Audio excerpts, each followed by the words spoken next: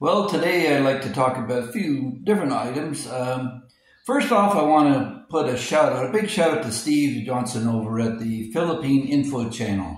Steve's channel provides a lot of sensitive, caring information that expats coming here on what to expect and how to look at the situation maybe through a different set of eyes. So big shout out to you, Steve. I think you're doing a great job. I don't know so much about your partner. I'm more attached to your videos. I like the manner in which you present them, but maybe I should give your partner another chance. What's his name, Bill or something?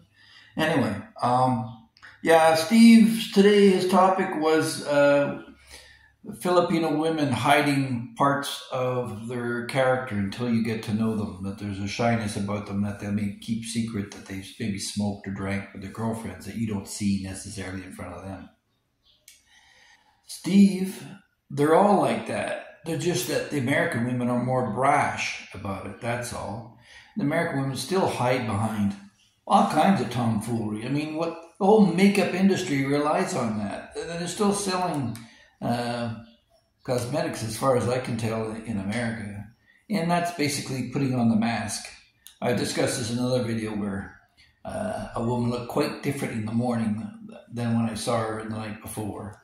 So, yeah, I would dispute that argument, but maybe the objects of their secrecy are different, and they're hiding different things from you.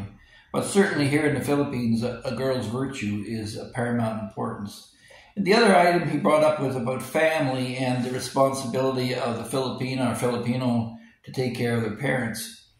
You know, ever since the Filipino P brought this up, it's sort of blown up all over the internet. And I basically told others as well that just take a breath there, you know, slow down. The courts system in the Philippines is not going to impoverish you to take care of your parents. No, that's not the design of the laws. Under Section 194, 195, you can look it up under the Family Code. It says life essentials. Are you really going to stand there and watch your wife or girlfriend's parents starve or wallow in the mud because they can't afford proper drainage around their kubo hut? Like, you know, you've got to show your compassionate side, man. This is what it's about, and the courts are for that. They're for support of family, so they're not going to isolate one part of the family to the benefit of the other. But if they see that you are a man of means and you're here in the Philippines full time on an SRV visa, they're saying, you know, if you're committed to a Filipina, you should be committed to her family as well. We've been brought into the family. You sit down, you dine with them, you share times with them. You should be chip in, you know, which leads me to my other point about the legal system here in the Philippines. I've made reference in other videos about certain laws, and you should be aware of them when you come here.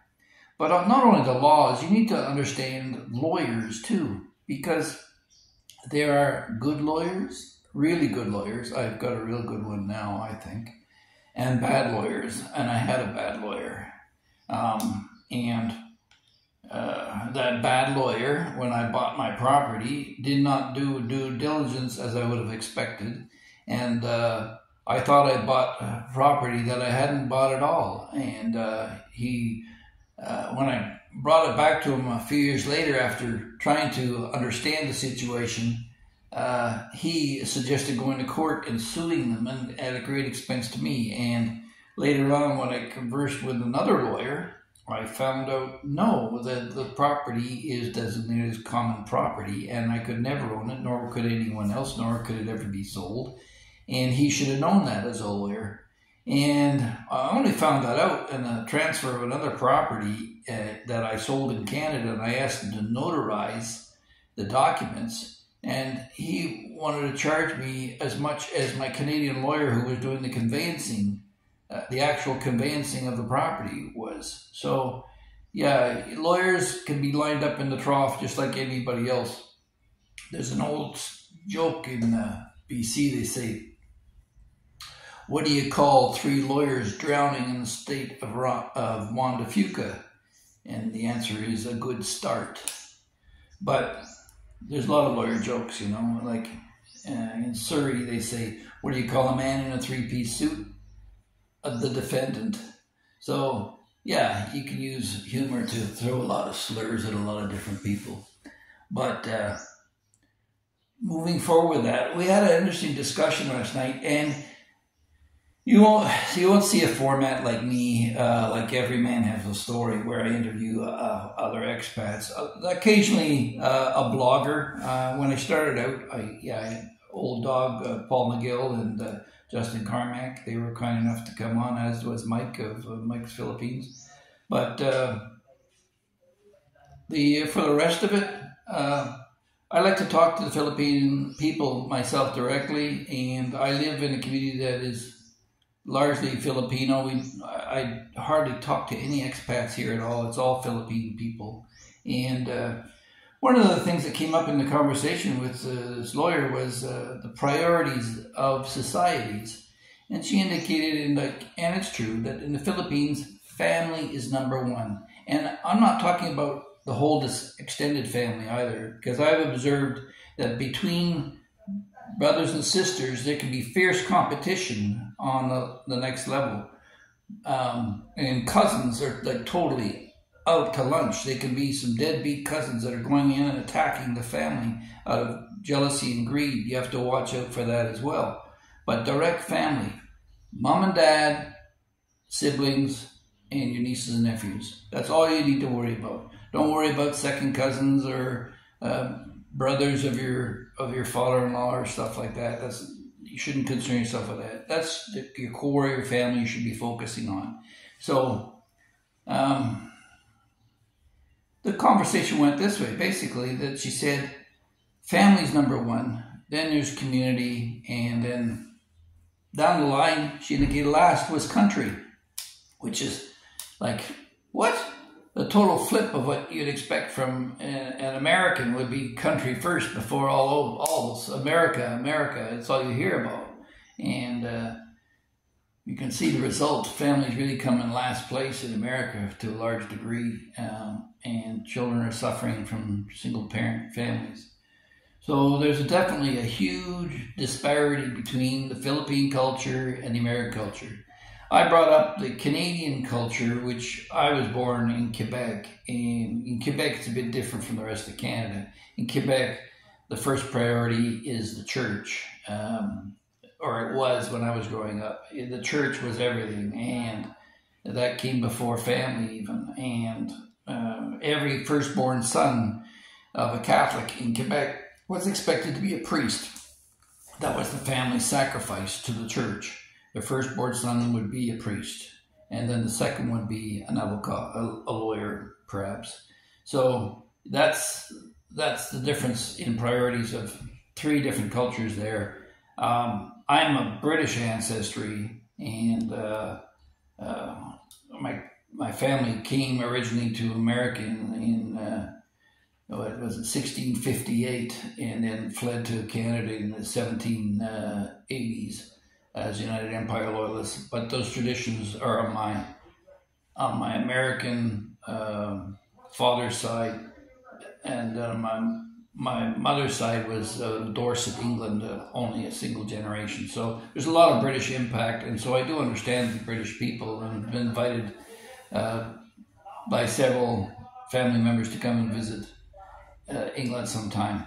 So different countries, different stories, different situations, but don't pretend that it's the same priorities here. Family's number one. And the interesting thing about country was, and it was pointed out to me, because it came out of another discussion about how people are elected here in the Philippines, and I commented that, like America, being famous or being cute has a lot to do with politics. I mean, you look at Gavin Newsom in California, or, well, Imelda Marcos was a beauty queen, right? So families, and it's not based upon intelligence or policy, it's based upon looks. And this prompted the other side of the conversation to say that, well, in the Philippines, because I mentioned that you'd be given to the different islands, and until recent history, a lot of them only communicated locally with maybe one or two other islands. That it's understandable, being tribal in nature, one family would rise to the top and try to control that individual island. And they agreed with me that there's different languages that they would, here in Cebu, they recognize themselves as Cebuano Visayan people, and they're very proud of that. And a lot of them want nothing to do with Manila, nothing to do with Mindanao, and similarly, Mindanao doesn't want anything to do with us. So there's basically three different regions of the country, and that's why maybe in Mindanao you've got a lot of sympathy for separation and Indonesian influence, and whereas in the north of Visayas they relate more to the Chinese, and the Chinese have bought up a lot of land along there. So there's really nothing in common with the three different areas, and maybe that's what prompted her remark that as a Filipina or Filipinos, they don't recognize country until dead last. It was sort of like the priority of last resort. It's still a priority, but family's more important, and then region, like their community and region, but country comes last in terms of priorities, and then it can go outside that to the international or whatever awareness. So hopefully this is giving you some insight into what it's like here. Yeah, be very careful in selecting a lawyer here. Just because they're a lawyer doesn't mean that they're any good. And I'm not, I'm going to be very careful in what I say now, because again, here, the laws on slander are really severe. You got to watch what you say about people, because face is everything. And doesn't matter if it's true or not. If your intent is to damage another person's character, then you're on the hook for that. And I was warned by a subscriber of this just a while ago in another video. And always be respectful, not just to the Filipina or Filipino, but of everyone. And let's finish with one little final note about bloggers generally here in the Philippines. That I'm sorry, it's really discouraging to see the number of disparaging comments being thrown back and forth amongst various bloggers, criticizing each other's analysis. And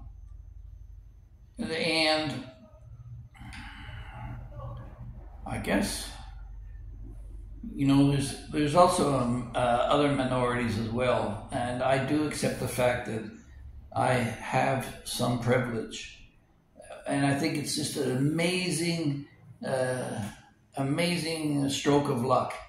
Out of 1 billion sperm, I won, you know, and not only did I won the culture character, in that I was brought up in a British-based system of a household in an affluent country, and in relatively good health compared to my brother who died of cancer and the other brother who suffered with hyperthyroidism. So, you know, in my family, I was blessed. In my community, I was blessed. In my birth canal, I was blessed all the way along. And I'm a man. A man gets to piss anywhere he wants. A woman has to look and find a seat somewhere. So I'm very lucky, and I'm so thankful for that. But having said that, it's not for me to leverage that against others or look down upon others as being lesser human beings. You know, intelligence comes in many different forms, and there's no association with IQ and wisdom. There are a lot of very stupid, smart people out there who just aren't wise to the facts. And I've witnessed this in my own family, where I've got Mensa members who just have no social skills and can't relate. Look at Elon Musk, one of the brightest guys on the planet, who has definitely gone through some tough times and pulled himself out of the mire, but he suffers from depression radically and is combating that all the time and takes severe criticism as well. So anyway, wrapping this up for today, the guys are working and putting in the foundations for the new renovation. And the internet will be shut down for a bit while we do the transfer, so this may take a while to get to you. Hopefully you enjoyed it, and let me know in your comments in the comment section below, and we'll see what I can learn from you guys. So take care, have a great day, and take care of your family, your Philippine family.